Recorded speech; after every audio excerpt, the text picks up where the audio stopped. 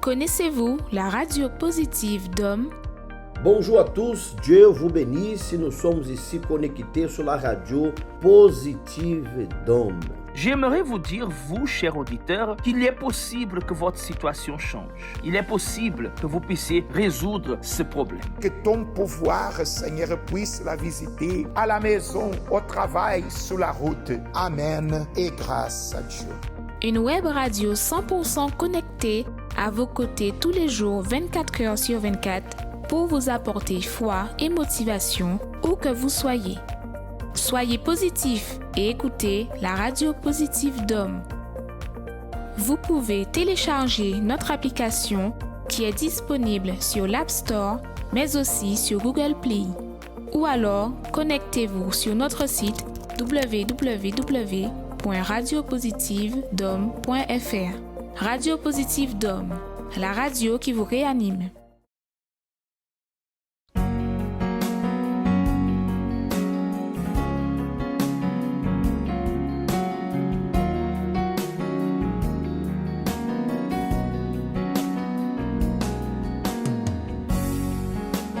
Quand mon ego et mon orgueil descendent en moi et se mélangent vers les eaux du fleuve, alors je monterai comme un amant pour être guéri. J'ouvre main de tout ce que je suis pour te servir, ô mon Seigneur. J'ouvre main de tout ce que je suis, juste pour t'adorer. Seigneur, Seigneur, brise mon orgueil, je veux descendre et me plonger dans les eaux de ton amour. Purifie-moi, je veux être pur comme un amant par ton pouvoir. Seigneur, brise mon orgueil, je veux descendre et me plonger dans les eaux de ton amour.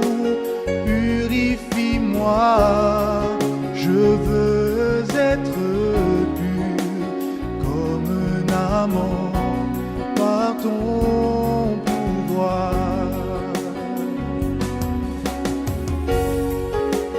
Quand mon ego et mon orgueil descendent en moi et se mélangent vers les eaux du fleuve, alors je monterai comme un amant pour être guéri. J'ouvre main de tout ce que je suis pour te servir, ô mon Seigneur. J'ouvre main de tout ce que je suis, juste pour t'adorer. Seigneur, Seigneur, brise mon orgueil, je veux descendre et me plonger dans les eaux de ton amour. Purifie-moi, je veux être pur comme un amant par ton pouvoir. Seigneur, brise mon orgueil, je veux descendre et me plonger dans les eaux de ton amour. Purifie-moi, moi, je veux être pur comme un amant par ton pouvoir.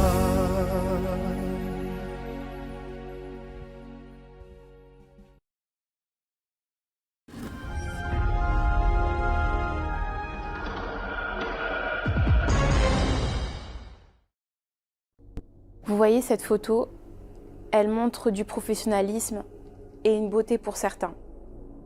Mais elle dissimulait une envie de mourir, une tentative de suicide cachée et un désir ardent de se connaître.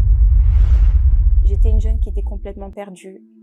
J'avais vraiment un mal-être à l'intérieur de moi, complètement très mal, vraiment très mal.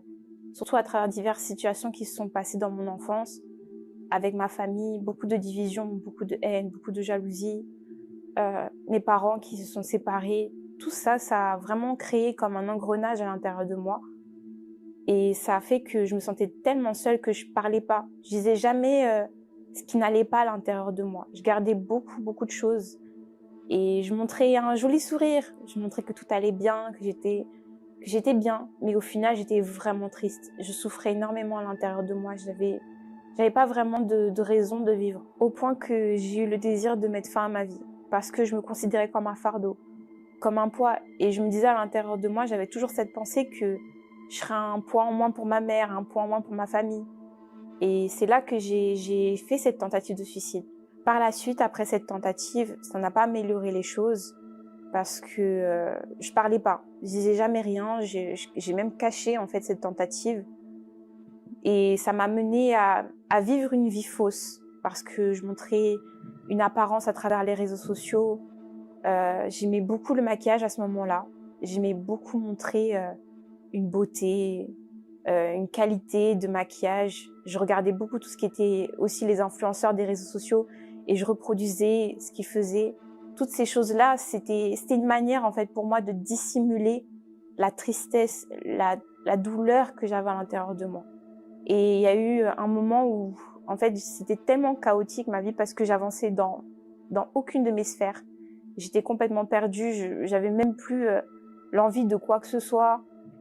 J'avais arrêté mes études, je savais plus en fait ce que je voulais faire. Je savais plus, j'étais complètement perdue.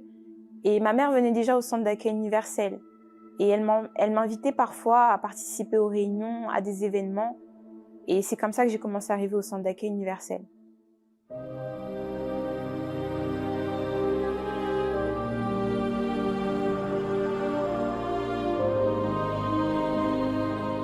Lorsque j'ai commencé à participer aux réunions, ça a été vraiment une opportunité pour moi de pratiquer la foi. Parce que jusque-là, tout ce que j'entendais, je l'avais jamais entendu nulle part. Et ça m'a amené à mettre en pratique. Donc j'ai commencé à avoir des choses qui se sont débloquées à travers mes études. Même intérieurement, j'étais beaucoup moins... Je sentais que j'avais plus en fait cette douleur à l'intérieur de moi. J'allais de mieux en mieux. Mais lorsque Dieu voulait travailler en profondeur, j'arrivais pas. C'était comme si je mettais une barrière, une limite à Dieu et je lui donnais pas l'opportunité de travailler à l'intérieur de moi. Je bloquais tout. Et le problème, c'est qu'à un moment, ça m'a fait stagner dans la foi. Spirituellement, j'étais à un niveau où, en fait, plus je restais à stagner au fil des années à l'église, plus au final, je souffrais. À ce moment-là, il y a eu une campagne qui est arrivée et c'était la campagne de la différence. Et pour moi, c'était vraiment une campagne totalement différente.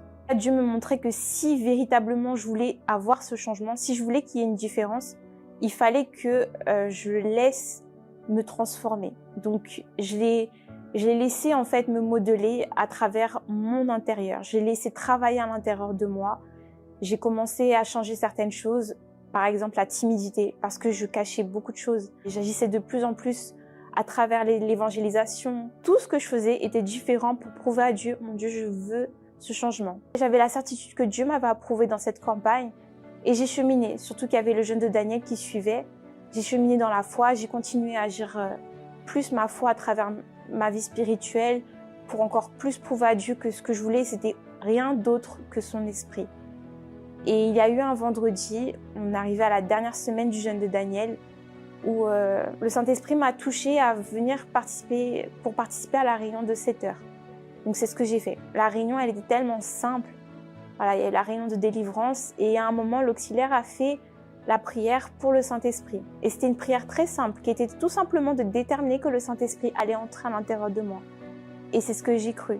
Et en fin de journée, dans la soirée, j'étais au travail et il y a eu ce moment où le Saint-Esprit, il m'a montré que voilà, c'était ce jour-là, ce moment-là.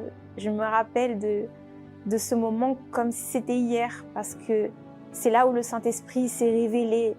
Et c'était comme un cadenas qui s'était brisé. C'était une délivrance pour moi. C'était vraiment la délivrance de ma vie. À ce moment-là, j'avais tellement la paix, la joie. Je débordais totalement. Et même, ça débordait tellement que mon âme, rien que cette connexion avec le Saint-Esprit, c'était tellement fort que je peux pas dire, j'ai pas les mots humain même, si on peut dire, même pas le mot en français, mais le mot humain pour définir ce que le Saint-Esprit a fait à l'intérieur de moi. Mon regard par rapport aux âmes était différent parce que quand je voyais les âmes, j'avais tellement ce plaisir de leur montrer que toutes ces choses qu'on a dans le monde, toutes ces choses matérielles, elles ne peuvent pas être au même niveau que la valeur du Saint-Esprit à l'intérieur de nous. Ça dépasse tout, ça dépasse totalement tout. Par la suite, j'ai continué à cheminer dans la foi. J'ai laissé le Saint-Esprit me guider, me diriger.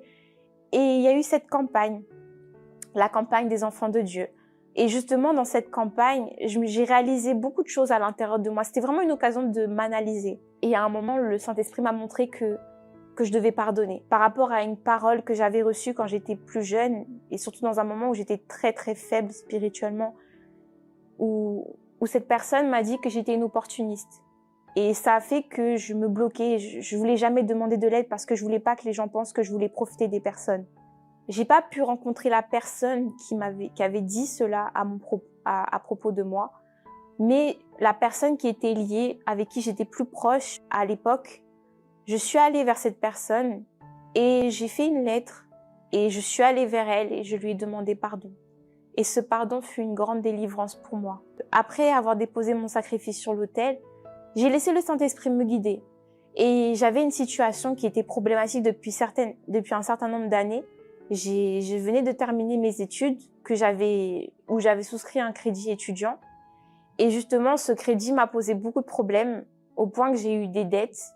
Et je n'arrivais pas à les payer parce qu'à ce moment, on m'a demandé de commencer à payer. J'étais encore étudiante. J'avais pas forcément les capacités de rembourser ce crédit. Et ça m'a créé beaucoup de soucis parce que j'ai commencé à être menacée par les huissiers. J'avais beaucoup de menaces. On frappait à ma porte. J'étais submergée de courriers sans cesse. J'ai reçu une audience pour pouvoir me présenter devant les juges afin de défendre ma cause auprès du tribunal de commerce par rapport à cette dette. Une semaine après, j'ai reçu le courrier confirmant l'approbation de l'effacement de mes dettes qui étaient de plus de 30 000 €, complètement effacées. Et vraiment, à ce moment-là, j'ai vraiment vu la grandeur de Dieu dans ma vie parce que ce problème, il était tellement imposant dans ma vie, je n'arrivais pas à avancer.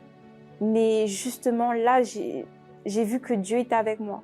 À ce moment-là, j'ai vu que Dieu m'avait approuvé. Aujourd'hui, je suis une jeune femme remplie du Saint-Esprit, qui a la paix, qui a la joie, qui sourit vraiment à la vie, qui aime la vie, même dans les moments les plus difficiles, les plus éprouvants, qui vraiment aussi à travers les relations, avec les personnes, c'est différent, c'est vraiment différent. Même avec ma famille, Dieu modèle, il travaille et ça avance. À travers mes projets, je vois la main de Dieu, clairement, elle est en train de travailler. Mes dettes sont totalement effacées, j'avance dans mes projets. Et tout ça, c'est pour sa gloire.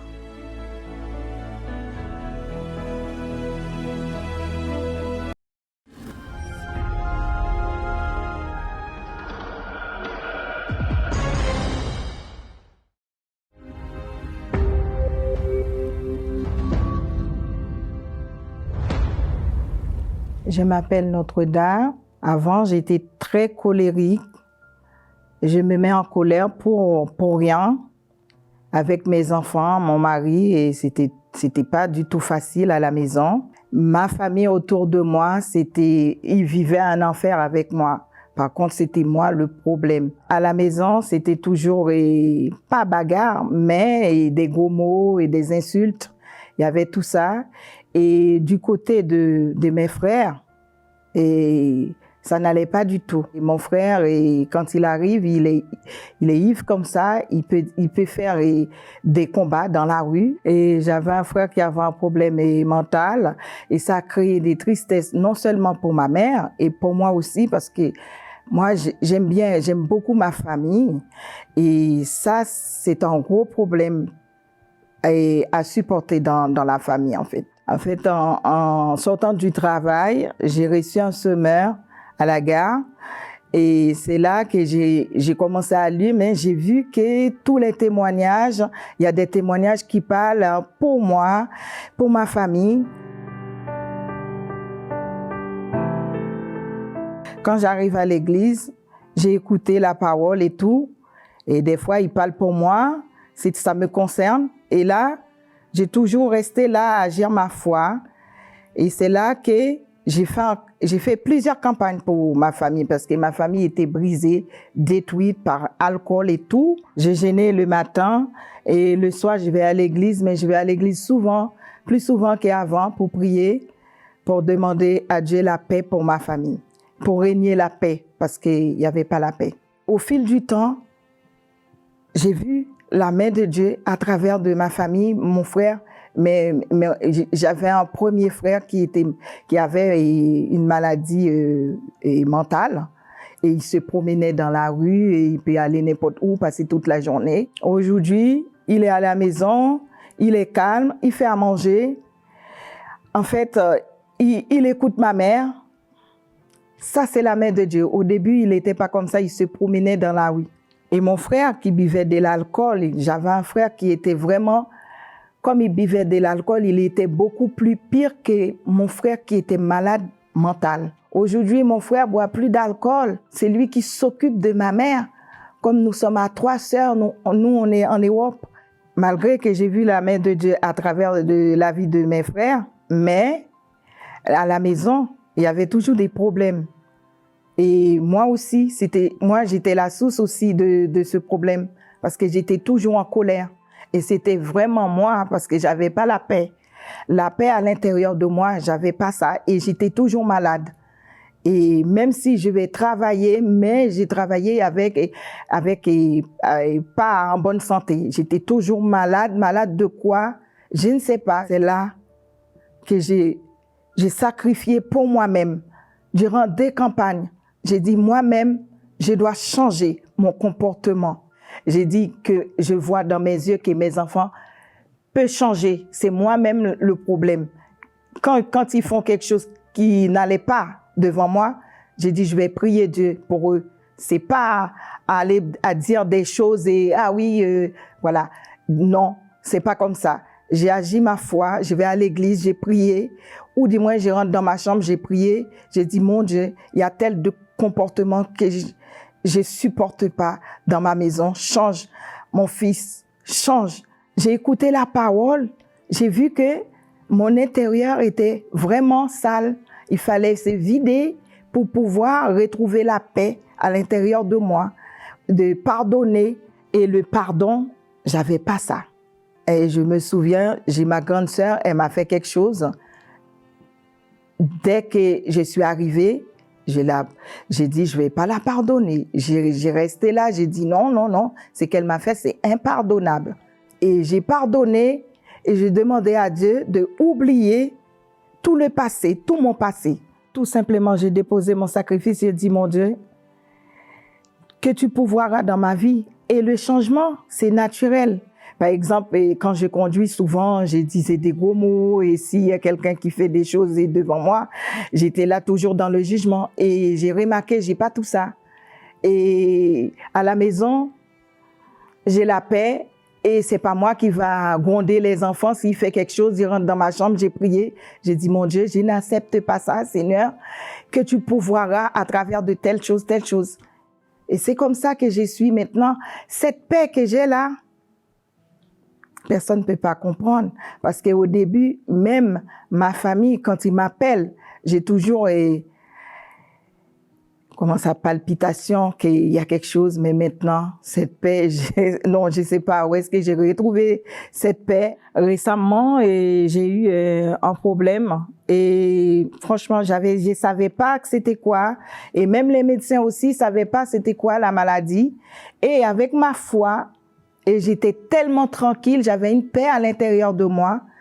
Et ça s'était passé tellement vite en urgence et je suis opérée. Et là, ils ont retrouvé ce que j'avais. Aujourd'hui, je suis en bonne santé.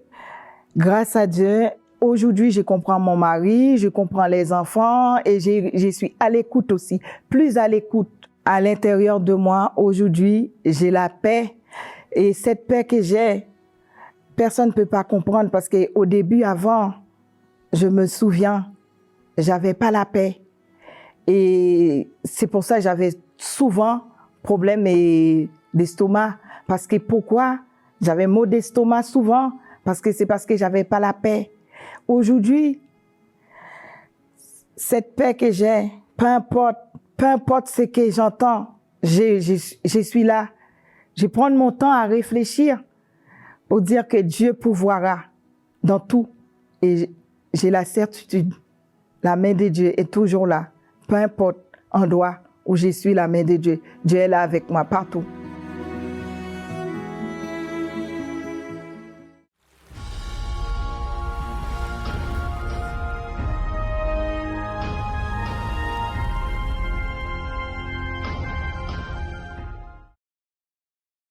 Le fleuve Jourdain a toujours marqué un avant et un après pour ceux qui s'y sont rendus avec foi. Mais il est surtout l'endroit de la repentance.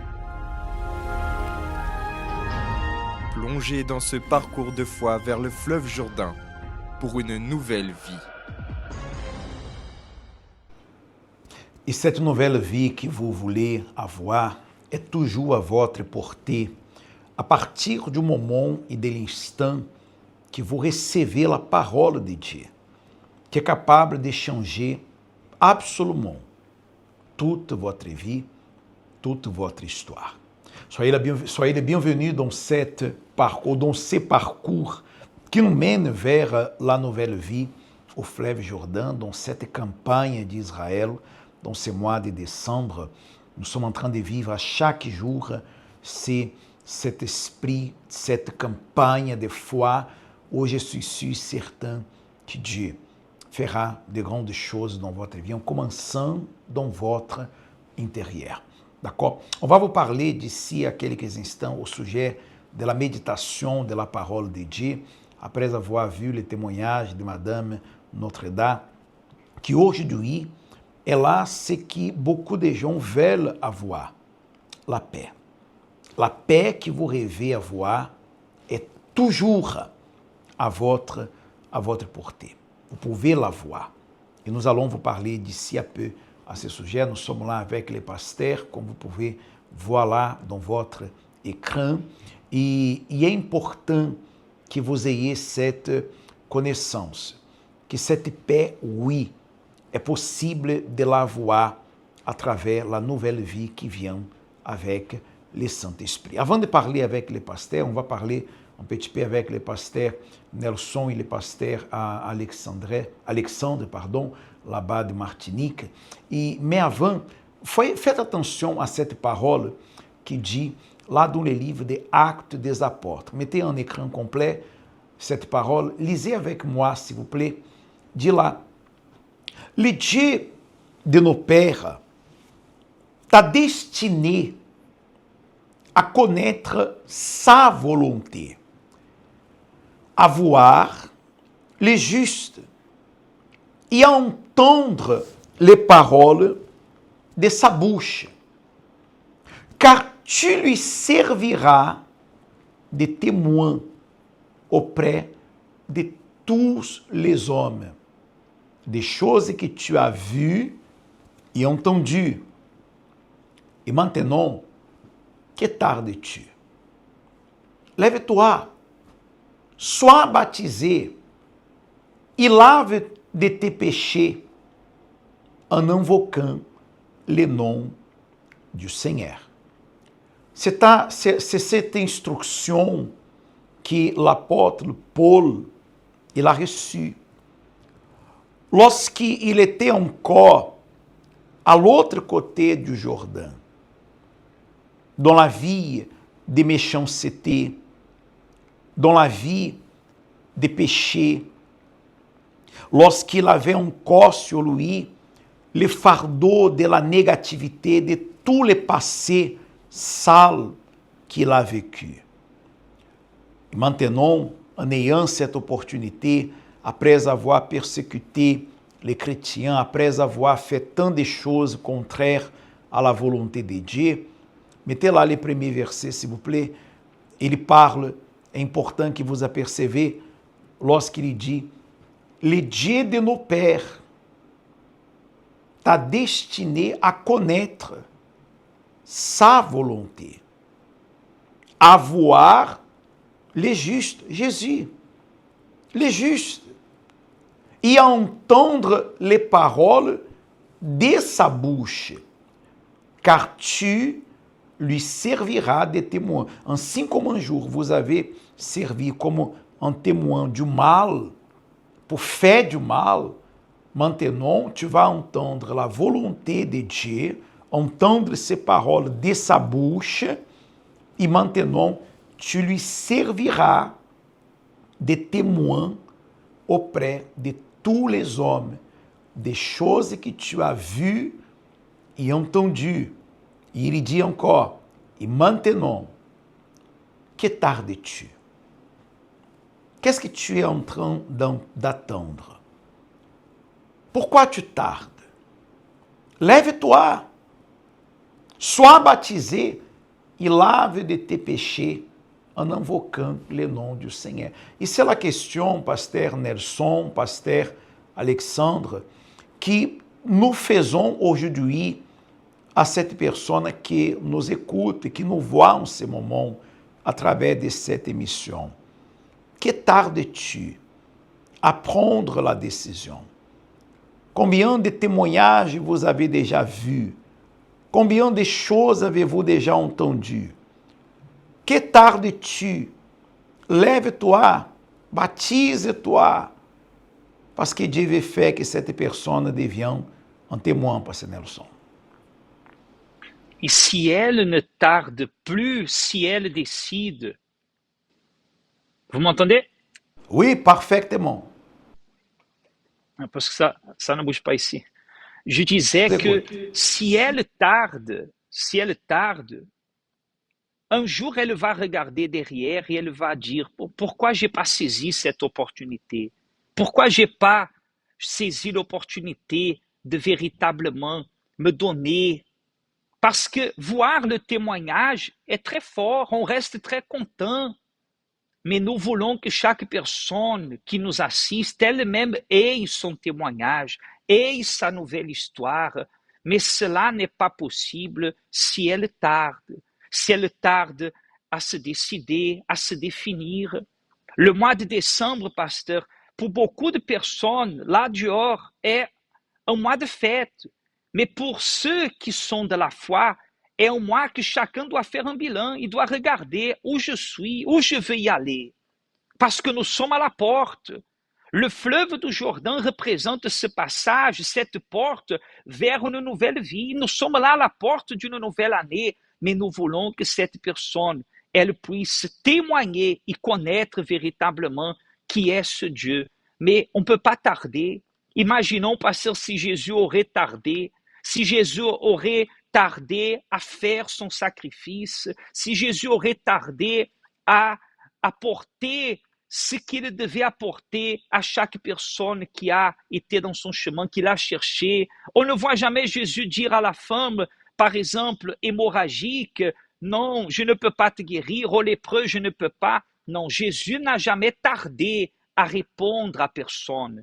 Mais nous aussi, nous avons besoin de nous lancer à 100% et pouvoir dire que tout est accompli et non rester en train de retarder la bénédiction. Effectivement, nous voyons par exemple que En fait, Jésus ne tarde pas, c'est nous qui tardons. Parce qu'il appelle, il montre les chemins, mais il ne nous oblige pas à aller vers les chemins. Et lorsqu'il a dit, pasteur Alexandre, qu'il a dit à travers d'Ananias, il a parlé à Paul, à Saul, en disant, pourquoi tardes-tu? Lève-toi, baptise-toi, d'autres termes, jusqu'à quand tu vas rester en train de porter tes péchés sur toi? Repens-toi, lave-toi, lave tes péchés, et invoquant Dieu.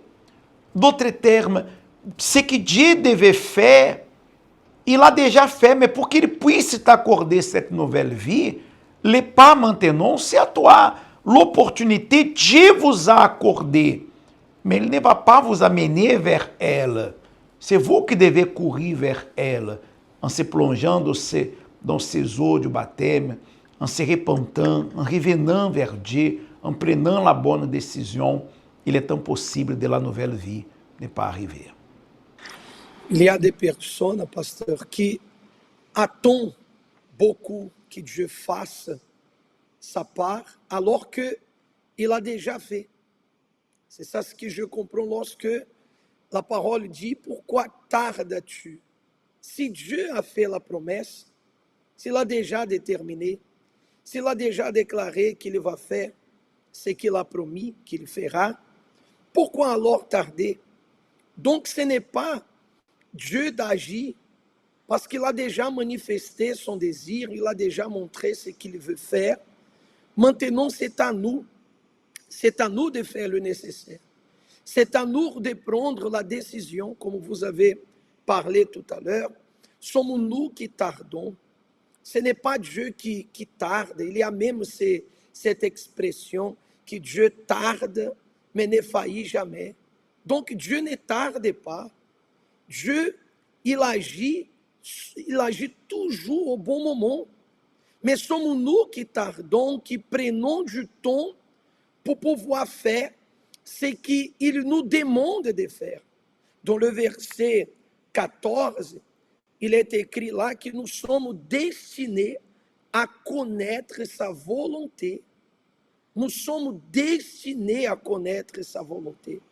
Et la volonté de l'Éternel, bien évidemment, c'est de nous donner une nouvelle vie.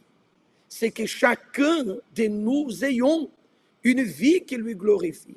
Non une vie avant le Jourdain, mais après le Jourdain, que c'est cette vie glorieuse, sainte, sanctifiée, que s'y résume, pasteur, par la terre promise que le peuple d'Israël a pu conquérir. L'opportunité d'avoir cette vie. Vous qui êtes là en train de nous regarder, vous pouvez avoir cette vie. Comme nous avons débuté cette émission parlant de ce sujet qui est à votre portée. Cette nouvelle vie est à votre portée. Dieu veut vous donner cette nouvelle vie. Mais c'est à vous de prendre la décision d'aller vers lui, de vous plonger dans les eaux du Jourdain, de se remettre en se repentant de vos erreurs. Paul était un homme très, très, très religieux, un pharisien, un homme très religieux. Il était instruit dans les lois qui avaient été transmises, on va dire ainsi, de ses ancêtres.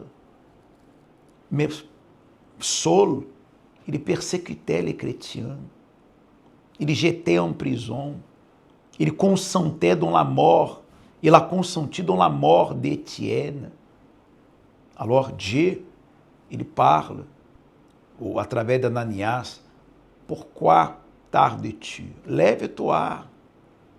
Et si vous voyez les besoins, si Dieu confirme cela dans votre esprit, de vous baptiser en vous repentant de toute la vie erronée et de se remettre à Dieu entièrement sur l'autel, voilà la campagne d'Israël, voilà cette campagne pour la repentance.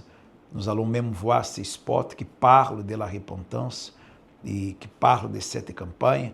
Et ensuite, on réalisera la prière en votre faveur. Mais c'est très important que vous gardez cela en vous. La repentance nous amène à cette remise. Et lorsque nous nous remettons à Dieu en reconnaissant nos erreurs et nous demandons vraiment pardon, nous sommes lavés dans ces fleuves, dans ces eaux du baptême, alors là, il y a le lieu de la rémission, le pardon et rémission des péchés. Et là, vous pouvez démarrer une nouvelle vie. Et là, si vous remettez toute votre vie à l'Éternel, pensez-vous que Dieu va refuser de vous donner son esprit?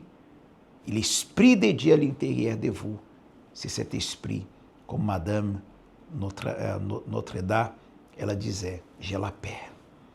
Parce que l'esprit de Dieu, c'est l'esprit de la paix.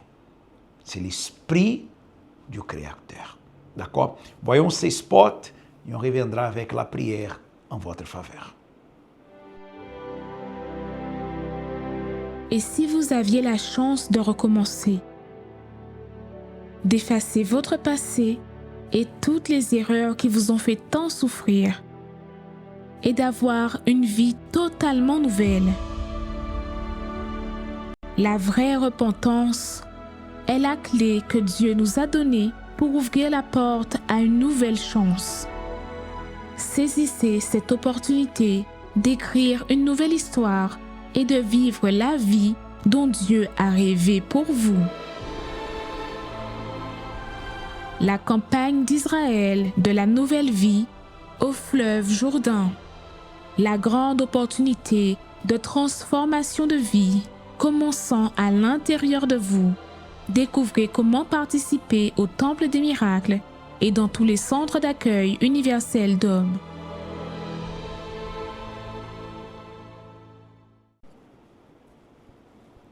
Prie, Seigneur, dans ta sainte parole, que il est impossible à Dieu de mentir.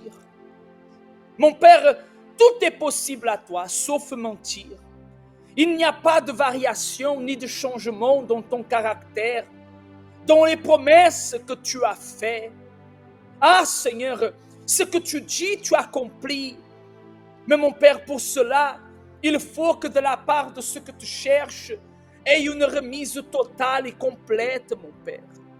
Et c'est ce que, mon Dieu, beaucoup de personnes ont fait hier. D'autres continuent à le faire. Ils vont le faire parce qu'elles veulent cette nouvelle vie, mon Dieu. Des personnes qui vivent chargées de leur passé, chargées de leur, Seigneur, de leurs erreurs. Vivons, Seigneur, comme ceux, mon Père, elles étaient condamnées, il n'y avait plus rien d'autre à faire. Qu'en réalité, tu es, le Seigneur a dit, je suis le chemin, la vérité et la vie. Le Seigneur, mon Père, est le chemin qui amène à la vérité. Cette vérité nous accorde cette vie. Alors, mon Père, viens maintenant aider ton peuple, soutenir à tous ceux et celles que nous accompagnent, mon Dieu, que sont unis, Seigneur, par la foi et que veulent et ont besoin, Seigneur, de ton secours. Mon Père, que peut-être sont là dans un combat, des pensées négatives viennent pour l'harceler, pour l'attaquer. Mon Dieu, mais viens le soutenir, viens le relever, mon Dieu. Viens étendre ta main, mon Père, pour qu'à travers de cette foi, mon Dieu, de cette campagne d'Israël, qu'il y ait un avant et un après dans la vie de tous ceux et celles qui sont en train d'y aller sous l'autel avec un cœur dépouillé, un cœur, mon Dieu, en train de se livrer de corps, âme et esprit. Oh mon Père, reçois la vie de tous ceux et celles que nous accompagnent et que ta main puissante vienne agir pour que ton pouvoir se manifeste dans leur vie. Au nom du Seigneur Jésus. Nous avons des personnes, mon Dieu, qui sont dans ta dépendance, qu'ils ont choisi, ils ont pris la décision d'accomplir ta volonté. Et nous voulons voir, mon Seigneur, cette nouvelle vie. Il y a d'autres qui vont encore, mon Dieu, mettre toute sa vie sur l'autel, mais qui soit visible, mon Dieu, à travers de cette campagne d'Israël, que tu n'as pas changé.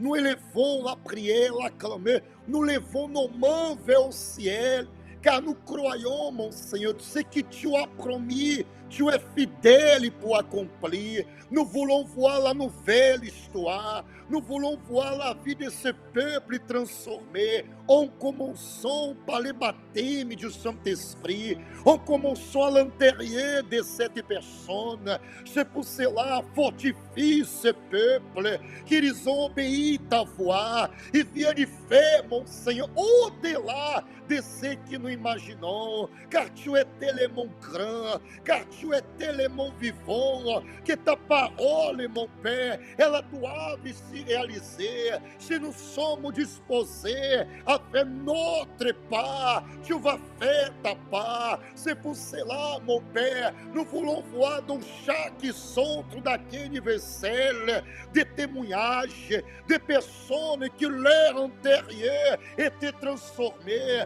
de personnes, mon Dieu, qui va refléter ta gloire, pour que tout le monde puisse savoir que tu n'as pas changé, que tu es le même, que tu es ce Dieu vivant, car la repentance, le pardon, le baptême d'eau, tout ce parcours pour aller vers l'autel du sacrifice, c'est pour montrer, mon Père, que nous sommes en train d'accomplir tout selon ta volonté. Oh mon Dieu, fortifie ce peuple, fortifie cette personne et donne, mon Père, la certitude que l'histoire va montrer ta gloire. Et que, à travers de cette foi, le Seigneur puisse accorder à chaque personne, mon Père, qui sont montés sur ton autel, qui monteront encore, oh mon Dieu, cette nouvelle vie. La vie que tu as promis dans ta parole, afin de que chacun d'eux soit des témoins du Seigneur dans ce monde. De manière que qui leur verra, que puisse voir la gloire du Seigneur manifestée à travers leur vie. Au nom du Père, du Fils et du Saint-Esprit, et vous qui croyez, dites ainsi soit-il. Amen. Et grâce à Dieu. Amen. Grâce à Dieu, mes amis. Faites très attention. Déjà, à compter de demain, à minuit, déjà dans ces mardi, à minuit, du mardi au mercredi, on débutera en pleine campagne d'Israël, on débutera les prochains 21 jours du jeûne de Daniel.